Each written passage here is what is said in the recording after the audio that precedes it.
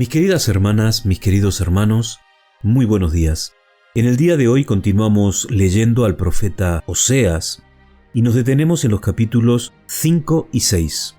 Yo he escogido para que leamos juntos en el día de hoy, en el capítulo 5, el versículo número 11, y lo leo así. Efraín está oprimido, violados sus derechos, porque quiso andar en pos de vanidades. Este texto describe muy bien la realidad del Reino del Norte. Podríamos hacernos la pregunta, ¿de qué vanidad está hablando este versículo? Podemos preguntar también, ¿de qué opresión se está hablando? ¿Cuál es la violación de derechos a la que se alude? Analizamos un poco la historia que tiene que ver con el momento en el que el profeta está viviendo y en relación a la profecía que ha recibido y que nos cuenta. El reino de Israel, el reino del norte, se aparta sistemáticamente de la voluntad de Dios y llega un momento, el siglo VII antes de nuestro Señor Jesús, cuando los ejércitos asirios van a arrasar todo el territorio de Israel. A partir de aquel momento, Israel, el reino del norte como nación, deja de existir. Oprimido, violados los derechos, podemos hablar que Israel sería vejado, sería quebrantado, sus derechos serían aplastados, serían oprimidos, porque todos estos sinónimos en realidad están hablando de lo mismo. Aunque la expresión aplastado personalmente me parece mucho más gráfica, pero también mucho más real, porque el reino del norte nunca más va a volver a levantarse.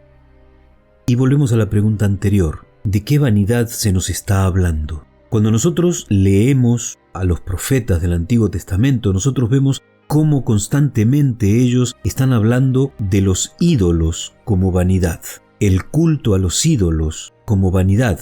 Pero también la Biblia nos habla de la obediencia al hombre y no a Dios como una vanidad también.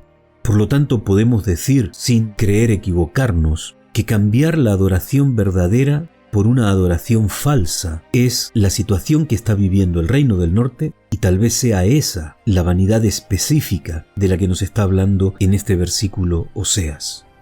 Me acuerdo de la parábola del hijo pródigo, de la experiencia de aquel muchacho que creía que lo tenía todo y que en realidad lo único que tenía eran amigos interesados por sus bienes, por sus riquezas, por sus fiestas, por sus invitaciones, pero que en el momento que perdió o gastó el último dinero que le quedaba, se quedó absolutamente en la nada. Y esa vanidad, en aquel caso, lo llevó a reflexionar y lo llevó a pedir perdón, a arreglar su problema familiar, el problema con su padre. Israel no quiso actuar de esa manera. Israel siguió corriendo hacia adelante, a la destrucción, sin oír, sin detenerse a escuchar el llamado de Dios. Y esto me hace pensar en cómo muchas veces nosotros nos apartamos de Dios y no queremos volver. Si nosotros no nos detenemos, si nosotros no reflexionamos, si nosotros no decidimos abandonar nuestro pecado, y si nosotros no le pedimos perdón a Dios por cada uno de nuestros pecados, nosotros también seremos desechados. Así que tomemos ejemplo de lo que pasó en el pasado y meditemos seriamente en estas palabras. Que tengas un muy buen día, que el Señor te bendiga.